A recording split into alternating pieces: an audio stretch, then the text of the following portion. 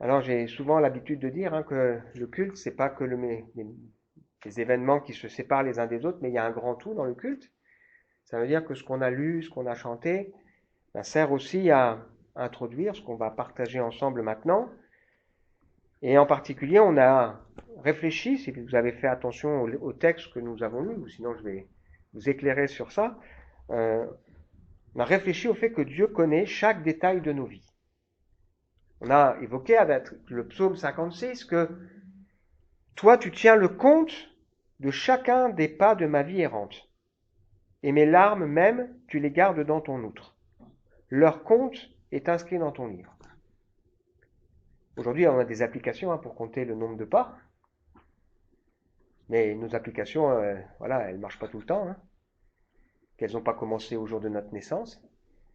On pourrait se dire qu'un pas, qu'est-ce que c'est? C'est pas grand-chose. Même s'il y a cette phrase célèbre, un petit pas pour l'homme et un grand pas pour l'humanité. Une larme, qu'est-ce que c'est qu'une larme?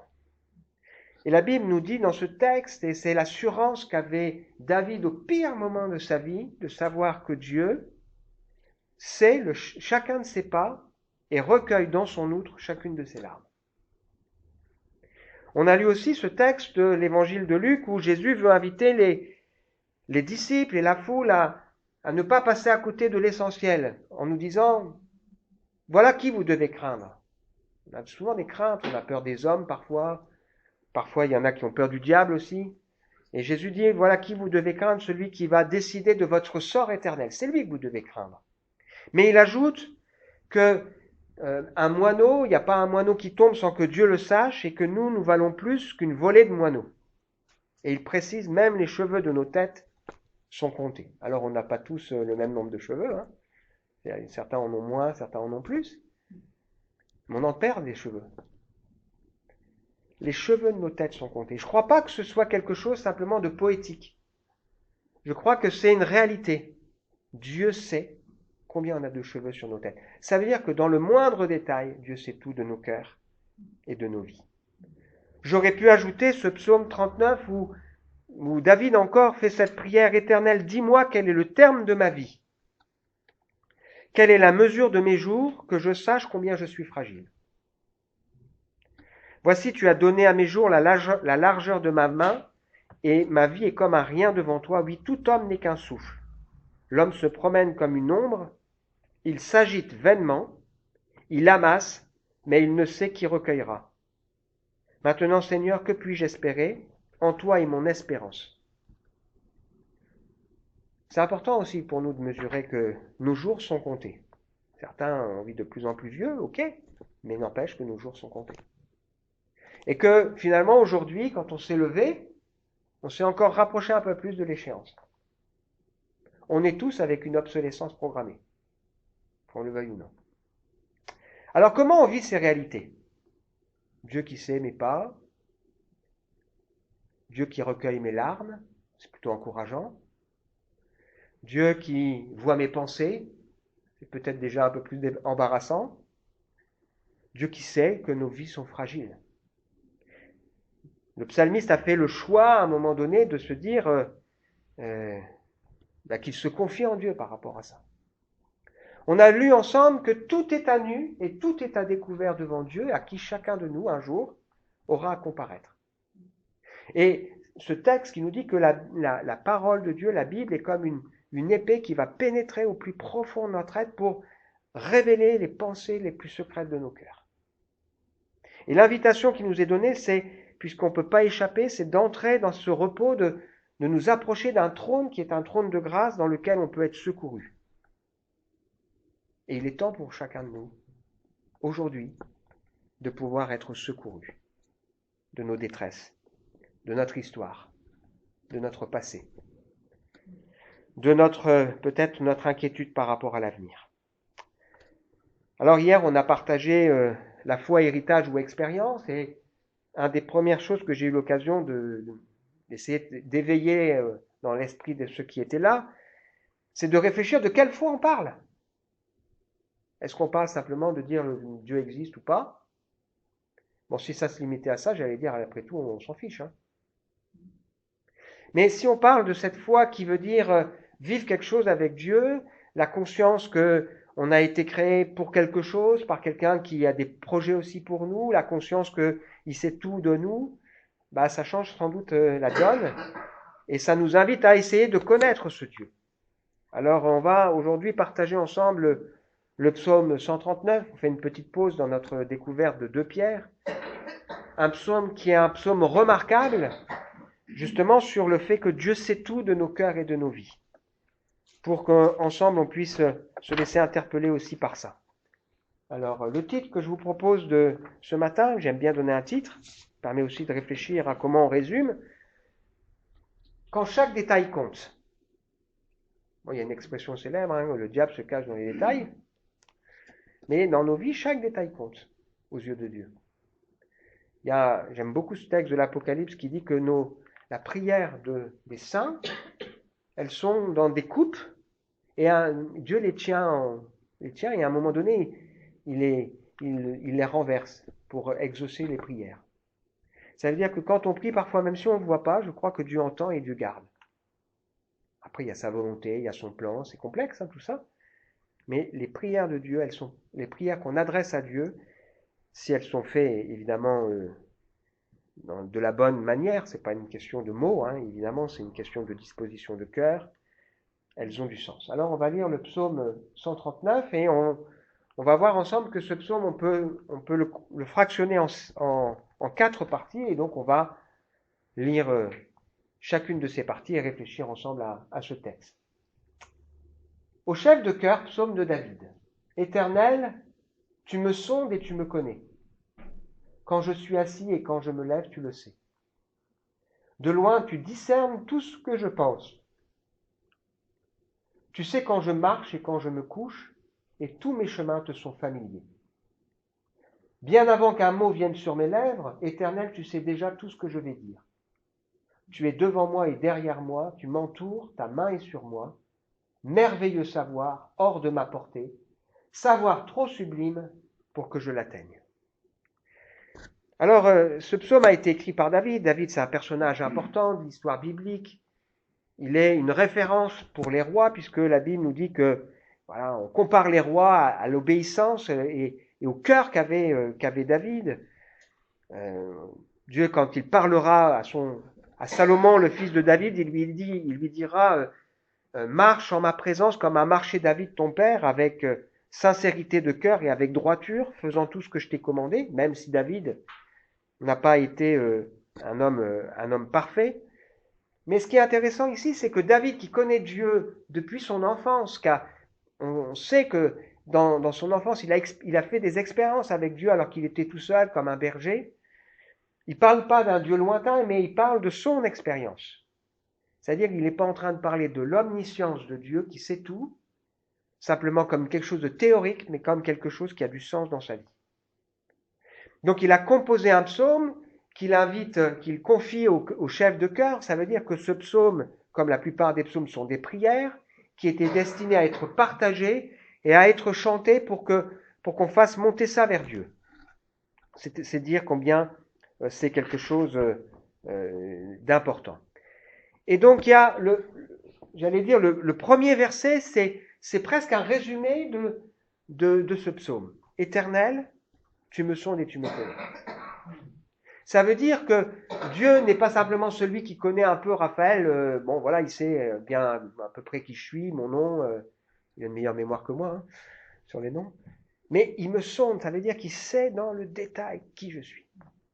Et il y a dans la Bible de nombreux psaumes qui sont écrits de cette manière. C'est-à-dire que la première phrase, c'est comme une confession qui va ensuite se décliner avec tout le reste. L'Éternel est mon berger.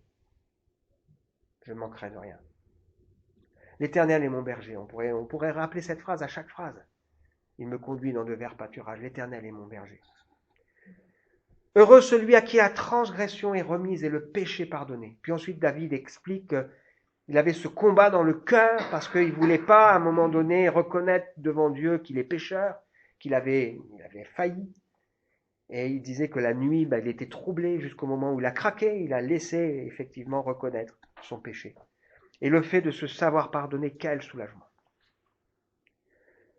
J'aime l'Éternel, psaume 116, il entend ma voix. Il a penché son oreille vers moi. Puis ensuite, il raconte qu'est-ce qui s'est passé. J'étais près de la mort et Dieu m'a secouru. Et je vous invite, quand vous lisez les psaumes, à faire vraiment attention au premier verset. Parce que parfois, ils déclinent tout le reste. Tu me sondes et tu me connais. Dieu sait ce que je fais quand je suis assis et quand je me lève. Il sait ce que je pense. Il sait quand je marche, quand je me couche. Tous mes chemins ils sont familiers. Et nos pensées et nos mots, elles sont connues de lui parce qu'il est là et il sait. Là aussi, comment réagissons-nous à l'idée que Dieu discerne tout ce qu'on pense? Parce qu'on peut être propre en apparence. Les gens diront, moi, je n'ai pas tué, je n'ai pas volé, je n'ai pas ci, je n'ai pas ça. Ouais, mais le Seigneur, il dit, moi, je vais regarder les pensées. Et ce qui va caractériser les périodes qui précèdent ce moment où le jugement de Dieu tombe, avec Noé, par exemple, on en reparlera la semaine prochaine, ou avec Sodome et Gomorrhe, ou avec d'autres époques, c'est que les pensées du cœur de l'homme sont portées vers le mal. Et le mal, c'est pas simplement ce qui est immoral, au sens humain du terme. Le mal, c'est tout ce qui est loin de Dieu. On pourrait réfléchir longtemps sur la définition du bien et du mal. Les pensées de leur cœur étaient constamment tournées vers le mal. Dieu sait ce que je vais dire avant que les mots soient prononcés. Et l'Écriture nous dit que c'est par nos paroles que l'on sera soit sauvé, soit condamné. Ça veut dire qu'il y a cette idée dans la Bible qu'à un moment donné, de l'abondance de mon cœur, ma bouche va parler. Il y a parfois des gens qui disent, oui, bon, les mots ont dépassé ma pensée, j'étais énervé. Mais souvent, c'est vrai, mais ça révèle aussi qu'il y avait quelque chose dans le cœur. On lâche. Et un petit mot, M-O-T, est à l'origine de grands mots, M-A-U-X. Puisque la langue est un petit organe qui peut embraser de grandes forêts. Rien de caché qui ne doive être découvert, rien de secret qui ne doive être mis à nu. Prenez garde à la manière dont on écoute et par nos paroles, on soit soit justifié, soit condamné, puisque la Bible dit que dans la démarche du salut, c'est je crois dans mon cœur et je confesse de ma bouche et je prie. Je demande à Dieu. Je dis souvent qu'on ne sera pas sauvé de force, mais que, on aura chacun notre part. Et quand David y pense à ça, il se dit, mais ça c'est extraordinaire. Merveilleux savoir qui est trop sublime pour que je l'atteigne. On va lire la suite. Où pourrais-je aller loin de ton esprit? Où pourrais-je fuir hors de ta présence? Si je monte au ciel, tu es là alors, et si je descends au séjour des morts, t'y voilà, et si j'empruntais les ailes de l'aube pour me réfugier aux confins de la mer, des mers, là aussi ta main me dirigerait, ton bras me tiendrait. Si je me dis du moins les ténèbres m'envelopperont, alors la nuit même se change en lumière tout autour de moi. Pour toi les ténèbres deviennent lumière, et la nuit est claire comme le plein jour. Lumière ou ténèbres, pour toi, sont pareilles. Dans cette partie, David, qui sait que Dieu sait tout, connaît tout, il dit que c'est impossible pour l'être humain de fuir Dieu. Parce que parfois, on a envie de fuir Dieu. On peut monter au ciel, on peut se suicider, on peut aller très vite, parcourir la terre. Beaucoup de gens rêveraient de pouvoir se déplacer. C'est pas possible. Là, quand il évoque l'enfer, ici, c'est le mot qui est employé, c'est le lieu de l'oubli. Et il prend conscience de cette réalité, c'est qu'on ne peut ni se cacher ni fuir. On peut chercher à se cacher de Dieu. Il y a différentes manières de se cacher. Avec des excuses, en repoussant les échéances. On peut se cacher de cette remise en question que Dieu attend de nous. David, il l'a vécu. C'est le psaume que j'ai cité tout à l'heure. Il avait fait des bêtises dans sa vie. Il avait une séparation qui s'était installée entre lui et Dieu, et puis il refusait de mettre de l'ordre. Il fuyait. Il était troublé. Pierre l'a vécu quand il a renié son maître. Il fallait qu'à un moment donné, au moment où Jésus est ressuscité, il ait cette conversation, ce face-à-face. Alors, il y a un repas avec Jésus, tout ça, ok. Jésus apparaît à ses disciples une première fois, une deuxième fois, puis ensuite, voilà. Et il y a ce moment de tête à tête où Jésus dit à Pierre, mais est-ce que tu m'aimes? Maintenant, on va régler les choses. Et pas dans le sens qu'il veut le condamner, mais dans le sens qu'il veut permettre que Pierre résolve les choses pour que la communion soit rétablie. On peut fuir cette remise en question. La fuite peut être physique, il y a des gens qui font des fugues, on peut s'éloigner, mais la fuite peut revêtir d'autres formes. On peut s'étourdir pour refuser de penser. Essayer de remplir ces moments où on n'a pas d'activité par toutes sortes d'autres choses pour éviter qu'à un moment donné on s'arrête pour réfléchir.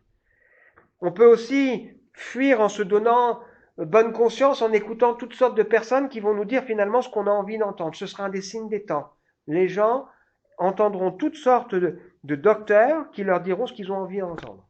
Et ça, c'est pas compliqué sur Internet. On peut fuir en repoussant à demain. On peut fuir avec des excuses. Je suis jeune, je suis vieux. La famille, le travail, c'est pas pour moi. C'est la faute de l'autre, avec tout ce que j'ai vu, tout ce que j'ai entendu. Ou à un moment donné, on peut réaliser que ça sert à rien de fuir. Et que de toute façon, il y a un moment dans notre vie où il faudra accepter cette confrontation. Alors autant faire cette confrontation tant qu'on peut être en paix. Mercredi, on a partagé ça, de ces deux personnes qui s'en vont en jugement, et Jésus qui dit, il faudrait être fou pour pas essayer de se mettre d'accord avec son adversaire avant de passer devant le juge. Et c'est une image pour nous dire que dans nos vies, nous sommes tous en route vers un jugement. Et il faudrait être fou pour ne pas se mettre d'accord et régler les choses avant que le couperet tombe. La suite. Tu m'as fait ce que je suis, et tu m'as tissé dans le ventre de ma mère. Merci d'avoir fait de moi une créature aussi merveilleuse. Tu fais des merveilles et je le reconnais bien. Mon corps n'était pas caché à tes yeux quand dans le secret je fus façonné, tissé dans les profondeurs de la terre. Je n'étais encore qu'une masse informe et tu me voyais, et dans ton registre se trouvaient déjà inscrits tous les jours que tu m'avais destinés avant qu'aucun d'eux n'existe encore. Combien tes desseins, ô Dieu, sont pour moi impénétrables, et comme ils sont innombrables. Si je les comptais, ils seraient bien plus nombreux que les grains de sable sur les bords des mers. Voici, je m'éveille, et je suis encore avec toi. Façonné comme une broderie, c'est comme ça que traduit la version Darby. Tu m'as façonné comme une broderie. On a l'impression qu'il prend conscience que Dieu qui nous a créés a pris du temps dans les détails pour façonner nos cœurs et nos vies. Alors ce texte ici n'est pas en train de nous dire que tout est programmé, tout est conçu d'avance, et qu'on n'aurait pas notre liberté et en particulier notre responsabilité. Il est question ici de l'omniscience de Dieu qui sait tout à l'avance. Et c'est d'ailleurs pour ça que ce Dieu qui sait tout à l'avance, il a aussi des projets pour nous, dans lesquels il veut nous faire entrer. Et donc David, encore une fois, quand il prend conscience de ça, il est émerveillé. C'est pour lui quelque chose de glorieux. Il prend conscience de cette réalité. C'est formidable, c'est extraordinaire. Et donc, depuis tout à l'heure, dans ce qu'on évoque, le fait que Dieu connaît les détails de nos cœurs, de nos vies, il y a plusieurs manières d'appréhender ça. Soit on va dire, je m'en fiche. Soit on va le vivre avec crainte, soit à un moment donné, on va le vivre aussi avec émerveillement, se disant, mais Dieu, tu sais. Ça veut dire que quand je m'approche de Dieu, j'ai pas besoin d'aller tout lui expliquer dans le détail. Dieu attend, oui, comme un père peut parfois attendre que de son enfant qu'il dise des mots pour reconnaître, mais à un moment donné, on dit, mais je sais déjà, c'est bon, j'ai compris. Et avec Dieu, Dieu sait. Et c'est pour ça qu'on vient et on dit, bah voilà, je te donne mon cœur, je te donne ma vie. C'est ce qu'on a chanté tout à l'heure. Alors, David qui évoque cela ici, va aller plus loin. Maintenant, il va parler de ce trouble naturel qui arrive avec tout ça en se disant, mais si Dieu sait tout ce qu'il y a dans ma tête, dans mon cœur, dans ma vie, si on ne peut pas le fuir, et si à l'avance il a tout, alors pourquoi il y a le mal? C'est la suite. Puisses-tu, ô Dieu, faire mourir le méchant? que les hommes sanguinaires partent loin de moi. Ils se servent de ton nom pour leurs desseins criminels.